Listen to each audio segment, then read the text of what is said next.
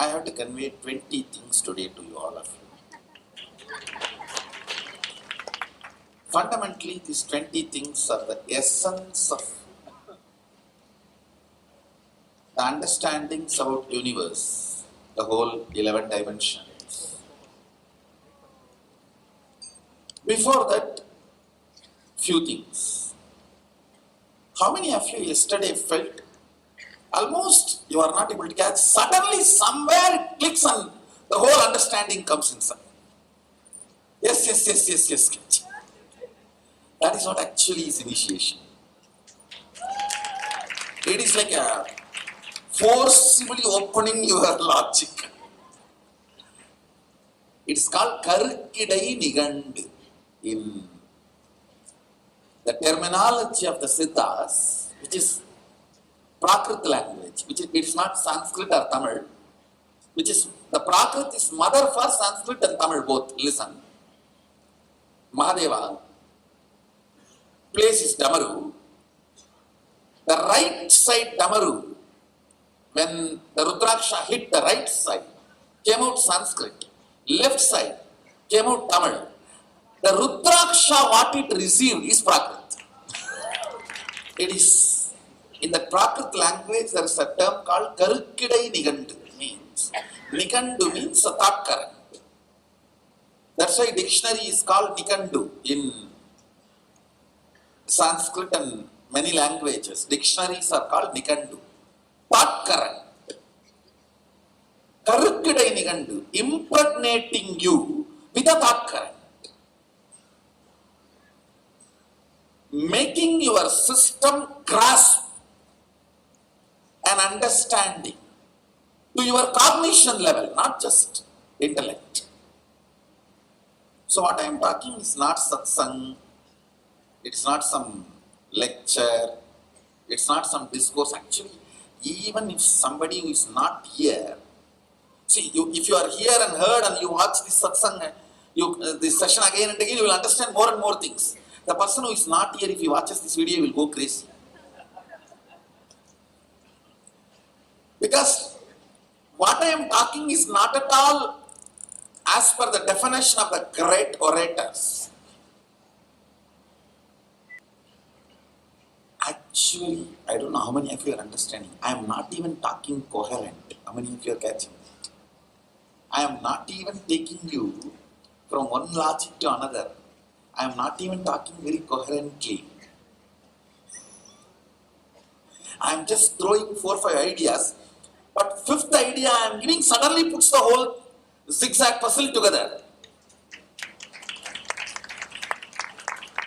Otherwise, if you see, the 4 or 5 does not have a direct connection.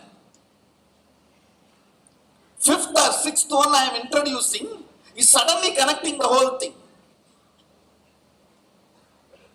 The first one is eating your logic length.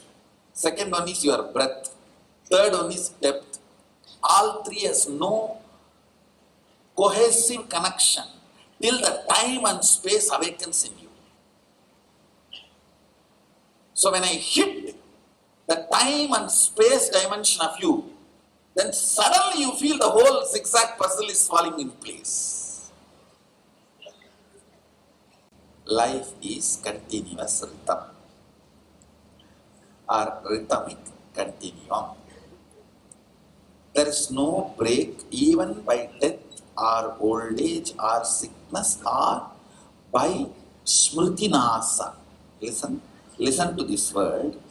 Smritinasa means losing of memory. For example, you lost the memory of what has happened in the past does not mean the effect of past has been removed from you. Or whatever you got, good or bad, from the past has been taken away from you. Smriti nasa, losing the memory of the past birth, does not mean you lost what has been acquired in the past. For example, you have been in the fish body, you learned swimming at that time, Now you forgot does not mean that memory is removed from your muscles. Whatever you got in your past, reawakening them is called possibility. Whatever you can gain as a future growth is called powers. Understand? That's a big difference. You have been in the body of monkey and you have learned climbing trees, jumping from tree to tree. Awakening that in your muscles again is awakening the possibility. That's not power. All of you understand? That's not power. But third eye, no Janma in the past you had a third eye awakened. Now only it is being introduced to you as a future happening and opening. That is power. All of you are clear between this possibility and power. Now, life is a continuum, rhythmic continuum or continuous rhythm. Why I added the word rhythm, to remove this abusal of logic. Logic is always abusive. Please understand, logic is always abusive. That's why a logical person will always be abusing himself and others. Even if he does not get small thing as he wants, he will start cursing the whole universe. Mahadeva is a very juicy person. Really, very juicy, and he's ferocious only to hide his juiciness. He's ferocious only to hide his juiciness. The wax of life is rhythm, a rhythmic flow. So now I gave two important ideas. If the life is continuous rhythm or rhythmic continuum, two conclusions. One, whatever you gained in the past is not lost. It means many bodies through which you traveled, all those abilities and possibilities are in you which can be revoked or invoked or rekindled, reawakened. Am I right? The moment I utter this, you may have desire, passion, the charged up, greedy to get something, then flying like a bird, swimming like a fish. You may feel, you may want to open up something. If you pen down, please understand, I am talking to very educated people and I am also responsible. I will really awaken. I can really cause awakening them in you. If I just stir those memories, when you go back and jump into the water, really you will be shocked the way you are swimming. You will be shocked at your ability for jumping.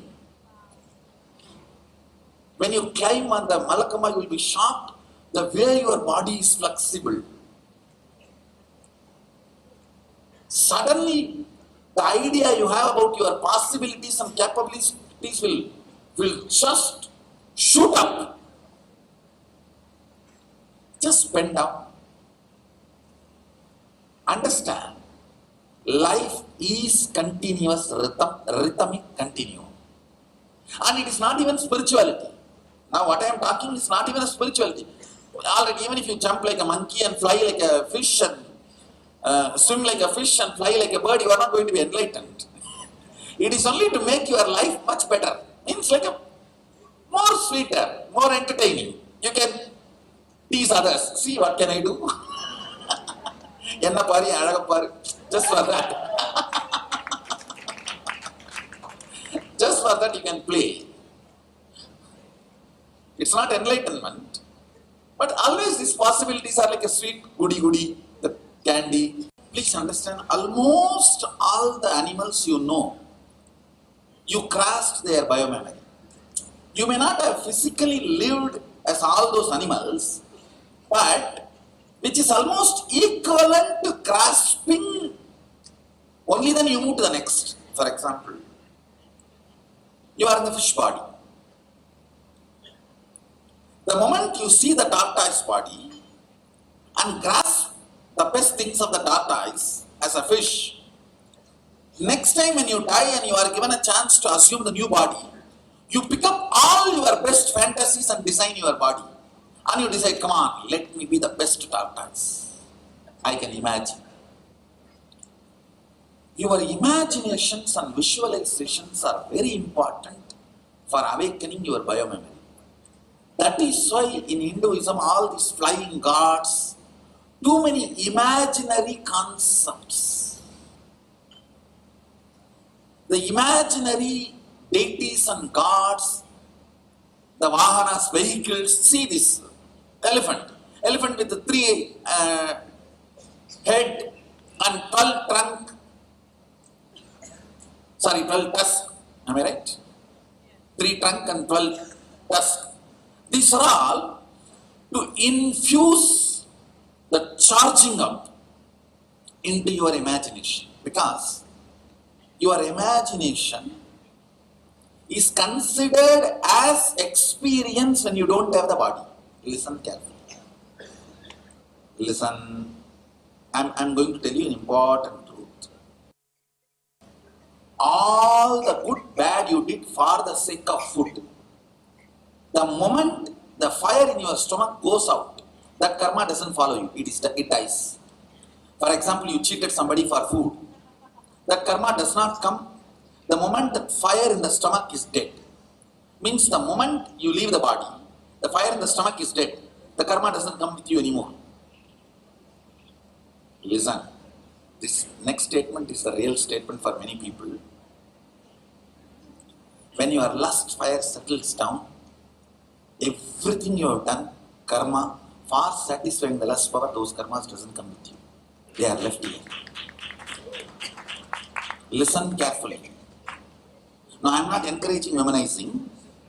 All I am trying to tell you, when you leave the body, when that fire settles down, the account is closed. It is made redundant. That doesn't come with you. Listen, next statement. As long as you are in the body, imagination is separate, experience is separate, good and bad of this world is separate. Of course, if you are going around and memorizing, yes, after death you will not have a problem, but while you are alive you will have a problem. Your death will be quickened. Because people around you are going to make your life hell. Understand? I am not saying. All I am trying to tell you is, I am trying to reveal the cosmic truths to you. When you are in the body, your imagination is different. Means, grinding, digesting, manipulating the Swapna Sarira, dream body, is separate from grinding, manipulating Stula Sarira, physical body. So your dreams and your experience of reality are separate when you have this body. When you are dead, you are given an option to assume new body. All 25 states, income, expense, everything is equivalent. Listen. So if you lived 100 years with your wife and 40 years with your fantasy, it will be considered there 40 years of life with this fantasy, 100 years of life with the wife. That is the way it will be weighed. Now only the 100 years you lived with wife is accounted. This 40 years, neither you take it too big, nor it is directly considered anything big. But when you leave the body and plan for further body, all these are presented in front of you equal weight. So, you going to temple and cherishing this bigger, larger visualization.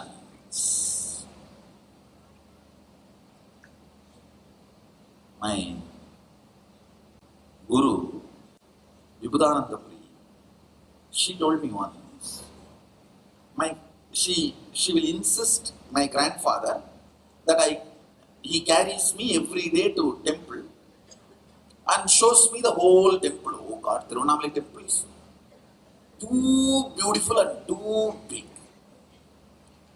And I was born in middle class family but brought up as a royal. Please understand. Sometimes people wonder, from the humble background I was born and brought up, how I am able to grasp all this and create this Sangha. I tell them, hey, I am born in middle class family, but brought up as a royal because I always grew up seeing Tirunamali temple. The jewels and the construction and everything. She will insist that I am taken round every day. One day they both were discussing. She was telling my grandfather, kids should be taken and shown all these big bodies because this will get imprinted on them and they will grow exactly like that. I don't know whether science validates what I am saying. The strong imprints getting into your system when you are a baby, your body gets built exactly like that. If you catch all the big, large size, the fantasy imaginations in your system, when you leave the body and assume the next body will carry best things, pull best things out of this and you will design your body.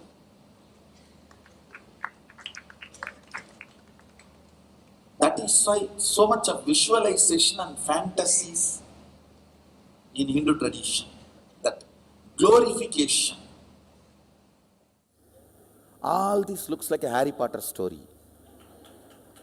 Now, if you few times flow into it and manifest, only then you will understand. How many of you are shocked that you are able to handle somebody else's third eye? Raise your hand. No, if you are experienced it, you will be really shocked. Largest cosmic download is happening on this place at present now.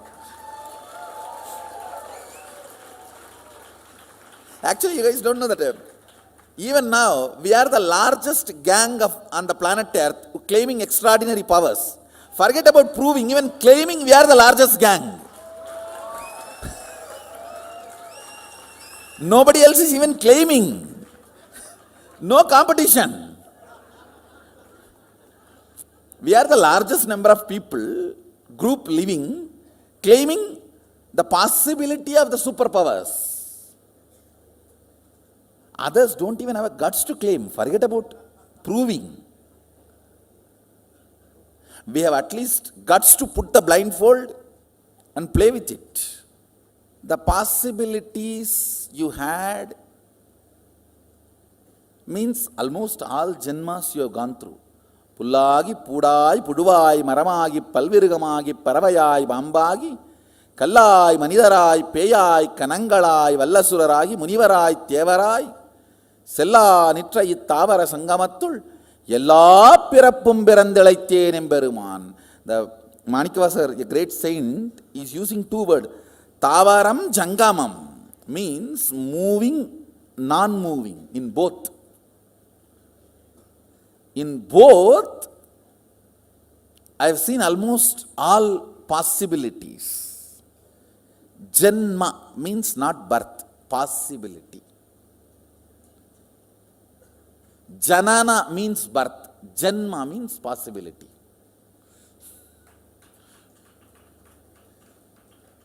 See, I am just literally like how the potato is boiled, that is the way I am boiling all of you. So one by one, that understanding can flower.